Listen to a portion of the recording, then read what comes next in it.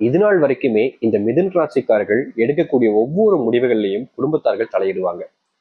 ஒரு சுயேட்சையா ஒரு முடிவெடுப்போம், தன் மனசுக்கு பிடிச்ச ஒரு விஷயத்த செய்வோம், தன் மனசுக்கு பிடிச்ச ஒரு விஷயத்த செய்வதற்கு தன் மனசுக்கு பிடிச்ச மாதிரி ஒரு முடிவெடுத்து செய்வோம்னு நினைப்பாங்க.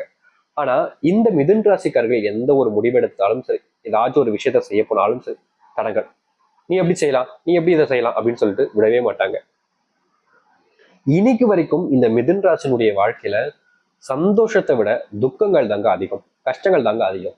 ஆனா இந்த மிதுன ராசியில இன்னொரு விஷயம் இருக்குதுங்க. அதாவது இவங்க எப்படின்னா, இவங்க ரொம்ப வேகமானவங்க, கொஞ்சம் சுறுசுறுப்பானவங்க, ரொம்பவே அறிவாளியானவங்க. முக்கியமா சொல்ல போனா இந்த மிதுன ராசிக்காரர்கள் செய்யக்கூடிய பல விஷயங்களுக்கு பேர், புகழ், பணம், செல்வாக்கு, அறிவு எல்லாத்தையுமே இவர்களிடம் இருந்து பறித்து, அதாவது இவங்க தான் செஞ்சிருப்பாங்க, இவங்க செஞ்சிருக்கக்கூடிய விஷயத்துல இருந்து எல்லாத்தையுமே எடுத்து தான் செஞ்ச மாதிரி, தான் தான் செஞ்ச மாதிரின்னு எல்லோர் முன்பும் காமிச்சுப்பாங்க. அதை மற்றவர்களும் நம்பிடுவார்கள்.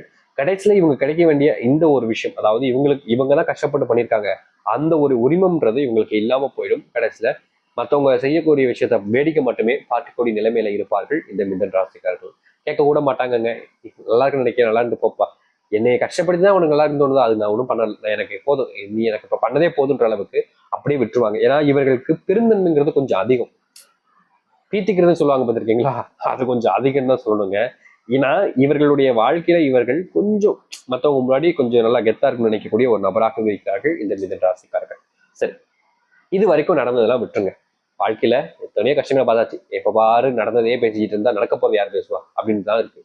இது வரைக்கும் நடந்ததெல்லாம் விட்டுருங்க. ஆனா இனி நடக்க போறது மிதன் ராசிக்காரர்களுக்கு துல்லியமான ஒரு விஷயத்த நம்ம பார்க்க போறோம் ஜோதிட மூலியமாக.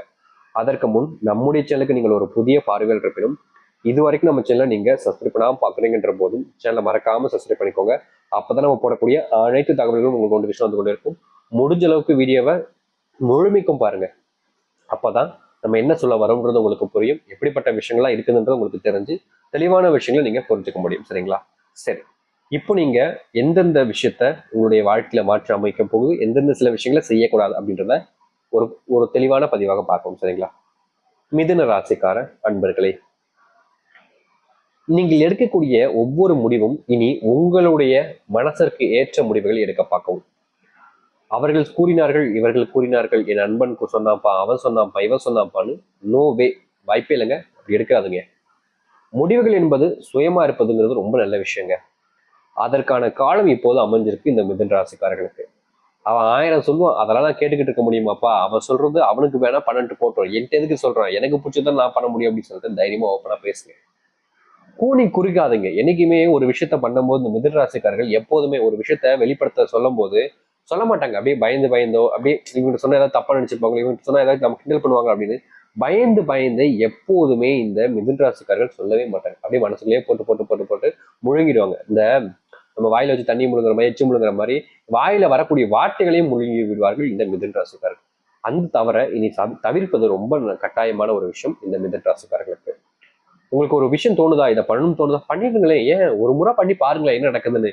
சரியா இருந்துச்சா இதுக்கப்புறம் உங்களுடைய வாழ்க்கையை சக்சஸ், தப்பா இருந்துச்சா சரி திருத்திப்போம் அப்படின்னு திருந்துங்க. அவ்வளவுதானே, வேற ஒண்ணு பெரிய விஷயங்கள்லாம் இல்லை. இல்ல நீங்க செய்யறது மூலியமா உங்களுக்கு வாழ்க்கை ஃபுல்லா தப்பாவே மாறி இருப்போம் அப்படி கிடையாது. இல்லை, ஒரு முயற்சி தானே, பண்ணி பாருங்க, தப்பு இல்லைங்க.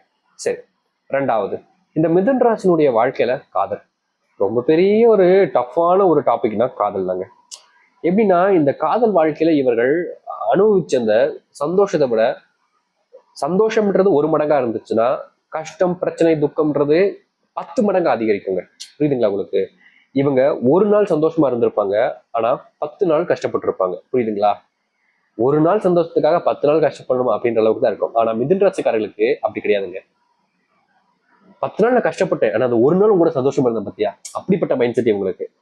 இதனாலேயே இந்த மிதுன் ராசினுடைய வாழ்க்கையில காதல்ன்ற ஒரு விஷயம் இவர்களுக்கு அதிக அளவுல சந்தோஷத்தையும் மகிழ்ச்சியும் கொடுத்துருக்குங்க. ஆனா கஷ்டம் அதோட அதிகமா இருக்கு. அந்த கஷ்டத்தை எல்லாம் புறந்தள்ளிட்டு தான் இவர்களுடைய சந்தோஷத்தை இவர்களுடைய வாழ்க்கையில இவர்கள் பார்ப்பார்கள். புரியுதுங்களா? இன்னைக்கு வரைக்கும் இந்த சந்தோஷம் இவர்களுடைய வாழ்க்கையில ரொம்ப அதிகமா இருக்கல அப்படின்னு சொல்ல முடியாது, இருக்கணும்னு சொல்ல முடியாது. இவர்கள் அப்படி மனத்தன்மை வச்சுக்கிட்டாங்க. ஆனா நீங்க அப்படி யோசிக்க வேண்டிய அவசியம் என்பது இல்லைங்க. நீங்க எடுக்கக்கூடிய முடிவுகளும் சரி, இதுவும் சரி, உங்களுடைய காதல் அப்படின்ற ஒரு விஷயத்துல சந்தோஷத்தை கொடுக்கும். முக்கியமா காதல் பிரிஞ்சிருமோ, சேராம போயிடுவோமோ அப்படின்ற பயம், பதட்டம், கவலைகள் எல்லாம் இருந்திருக்கும். அதிகமாவே இந்த மிதுன் ராசிக்காரர்களுக்கு இருந்திருக்கும். அந்த பயம், பதட்டம், கவலைகள் எல்லாமே நீங்கி சந்தோஷத்தை மட்டுமே வச்சிருக்கக்கூடிய காலங்களாக இனி வரக்கூடிய காலங்களில் அமைய போகுது இவர்களுடைய வாழ்க்கையில. காதல்ல வெற்றி பெறுவோமா, திருமணம் ஆயிடுவோமா, நாங்க 2 பேரும் சேர்ந்துருவோமா, இல்ல நாங்க 2 பேரும் பிரிஞ்சிருவோமா, எங்களை பிரிச்சிருவாங்களா, இல்ல எங்களுக்குள்ளேயே சண்டை வந்து நாங்க பிரிஞ்சிருவோமா, எங்களுக்குள்ளேயே நாங்க பிடிக்காம புரிஞ்சு போயிடுவோமான்னு பல கவலைகளும் பயமும் இருந்திருக்கும். அப்படிப்பட்ட ஒரு விஷயத்துக்கு முற்றுப்புள்ளி வைக்கக்கூடிய விதமாக இனி அமைய போகுதுங்க. நீங்க எந்தெந்த விஷயத்தெல்லாம் நினைச்சு வருத்தப்பட்டு கவலைப்பட்டு கண்ணீர் விட்டீங்களோ அத்தனைக்குமான தீர்வுகள் இனி வரக்கூடிய காலங்களில் இந்த காதல் வாழ்க்கையில் அமையும். காதல் வாழ்க்கையை சொல்லிட்டீங்க, திருமண வாழ்க்கையை சொல்லாம போன எப்படிங்க அப்படின்னு கேள்வி வரும். கண்டிப்பாக திருமண வாழ்க்கை என்பது இவர்களை பொறுத்த வரைக்கும், மிதுன ராசிக்காரர்களை பொறுத்த வரைக்கும் ஒரு சந்தோஷம் கலந்த துக்கமான வாழ்க்கை தாங்க. எப்படின்னா, இவருடைய கணவன் மனைவி வாழ்க்கையில கணவனா இருக்கலாம், இல்ல மனைவியா இருக்கலாம், நீங்க ஒரு ஆணா இருக்கலாம், மிதுன ராசிக்காரர்கள், இல்ல ஒரு பெண்ணா கூட இருக்கலாம். உங்களுடைய வாழ்க்கையில அந்த புரிதல் என்பது கொஞ்சம் அதிகமா இருந்தாலும் சில நேரங்கள்ல உங்களை அறியாமலே நீங்க கோவப்படுறதும் சண்டை போடுறதும் இயல்பாக நடக்கும் இந்த மிதுன ராசியினுடைய வாழ்க்கையில. இவங்க என்ன நினைப்பாங்க, இதை இன்னைக்கு தடுத்துடலாம், நாளைக்கு தடுத்துலாம்னு ஒவ்வொரு நாளும் நினைச்சுக்கிட்டே இருப்பாங்க. ஆனா தடுக்கணும்னு நினைக்கும் போது எல்லாமே இவர்களால முடியாமலே போயிடும். மாறி மாறி மாறி மாறின்னு அதை தடுக்க முடியாம பிரச்சனைக்கு மேல பிரச்சனை, சண்டைக்கு மேல சண்டை, கோவத்துக்கு மேல கோவம்னு போய்கிட்டே இருக்கும். அப்படிப்பட்ட விஷயங்கள் மாற ஆரம்பிக்கும். முக்கியமா உங்களுக்குள்ள வரக்கூடிய பிரச்சனைகள் என்பது இனி குறைய ஆரம்பிக்கும். ஒரு சில பிரச்சனை இருக்குதுங்க. அதாவது இவங்களுக்குள்ள திருமணமாய் இருக்கும், குழந்தை பிறக்காம இருக்கும், அது ஒரு பிரச்சனையா இருக்கும். இவங்களுக்குள்ள திருமணமாய் குழந்தைய பிறந்திருக்கும், ஆனாலும் கூட மற்றவர்களால, அதாவது இவங்களால இல்லாம மற்றவர்களால இவர்களுக்குள்ள சண்டை சத்துருகள் என்பது ஏற்பட ஆரம்பிக்கும். அதோடு சேர்த்து வச்சு இவர்களுடைய வாழ்க்கையில செலவுகள் அதிகமா பண்ற, இப்படி பண்ற, அப்படி பண்றேன்னு ஒரு சில விஷயங்கள் குறை கூறுவது மூலியமாகவும் இவர்களுடைய வாழ்க்கையில பிரச்சனைன்றது அதிகரிக்கும். ஆனா இனி வரக்கூடிய காலங்கள்ல முழுக்க முழுக்க இந்த மிதுன ராசியினுடைய வாழ்க்கையில இப்படிப்பட்ட விஷயங்களுக்கு தீர்வுகள் கிடைக்க போகுது. பிள்ளை இல்லைனாலும் குழந்தை பாக்கியத்தை நீங்க பெறுவீங்க. அந்த கடவுளுடைய புண்ணியத்துல கடவுளே உங்களுக்கு பொழியா பிறக்கலாங்க.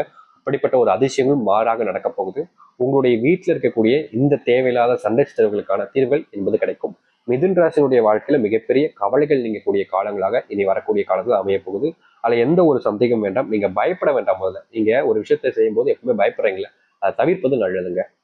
உங்களுடைய பிள்ளைகள் படிப்புல கவனம் செலுத்த மாட்டாங்க, விளையாடுறாங்க, இல்லைன்னா எதுவுமே ஆர்வம் இல்லாம இருக்காங்க, அவங்களுக்கு ஏதோ நோய் மாதிரி ஏதோ அடிக்கடி வந்துகிட்டே இருக்கு, கஷ்டப்படுறாங்க, உடம்புல ரொம்ப வேதனைப்படுறாங்க நினைக்கிறீங்களே, அதற்கும் முற்றிலுமான தீர்வுகள் என்பது கிடைக்க போகுது. முக்கியமா இந்த ஒரு பரிகாரத்தை செய்யும் போது இது அனைத்திற்குமான தீர்வுகள் என்பதற்கும் பரிகாரம் என்றதை சொல்றேன் ஒரு விஷயத்துக்கு அப்புறம். சரிங்களா? இப்படிப்பட்ட ஒரு வாழ்க்கை என்பது உங்களுடைய வாழ்க்கையில மாறும்.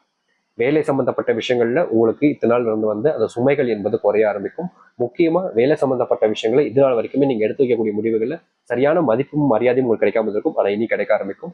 தொழில கொஞ்சம் நல்ல முன்னேற்றம் இருக்கும். செலவு சம்பந்தப்பட்ட விஷயங்கள கொஞ்சம் பிரச்சனைகள் தீர்ந்தாலும் கடன் பிரச்சனை என்பது முழுவதுமாக நீங்காது. இந்த மிதுன ராசிக்காரர்கள் கொஞ்ச காலத்துக்கு பிரச்சனைகள் இருக்கதான் செய்யும். நீங்க சில விஷயங்களை இதெல்லாம் தவிர்த்து நினைப்பீங்களா, அந்த ஒரு விஷயம் உங்களுடைய வாழ்க்கையில மறுபடியும் கஷ்டத்தை கொடுக்கும். அதை நீங்க புரிஞ்சுக்கிறது நல்லது. சரிங்களா?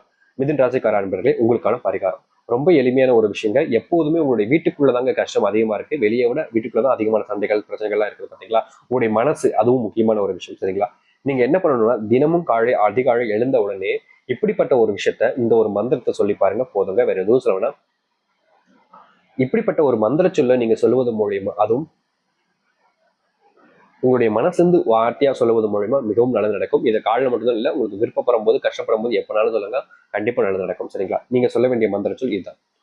ஓம் கணபதியே நமக, ஓம் கணபதியே நமக, ஓம் கணபதியே நமக அப்படின்னு இந்த ஒரு மந்திர சொல்ல இந்த மிதுன ராசிக்காரர்கள் சொல்வது மூலியமாகவும், அதுவும் தொடர்ச்சியாக சொல்வது மூலியமாகவும் அந்த கடவுளுடைய ஆசீர்வாதம் என்பது கிடைச்சு உங்களுடைய வாழ்க்கையில் வரக்கூடிய தொடர்ச்சியான கஷ்டங்கள் என்பது நீங்கி முழுவதுமான மகிழ்ச்சியில நீங்க காண்பீங்க. முழு மனசோடு சொல்லி பாருங்கள், நிச்சயம் நல்லதே நடக்கும். உங்களுடைய வாழ்க்கையில இனி நல்லது நடக்கிறதுக்கான காலங்கள் மிதுன ராசிக்கு அமைய போது. நம்பிக்கையோடுங்க, தைரியமாருங்க, நல்லதே நடக்கட்டும். அது மட்டும் இல்ல, இந்த மந்திரத்தை எப்பனாலும் சொல்லலாம், விருப்பப்படும்போது சொல்லுங்க. ஆனா சுத்தபத்தமா இருக்கும்போது மட்டும் சொல்லுங்க. குளிக்காம, அப்படி இல்லாம அசுத்தமா அசைவ உணவு சாப்பிட்டு இந்த மாதிரி போன்ற விஷயங்களை வச்சு தவிர்ப்பது நல்லது. சரிங்களா? நம்பிக்கையோடு இருந்து வாருங்கள், நல்லதே நடக்கட்டும். நம்பிக்கையோடு இருந்தால் கட்டாயம் நல்லது நடக்கும். நன்றி, வணக்கம்.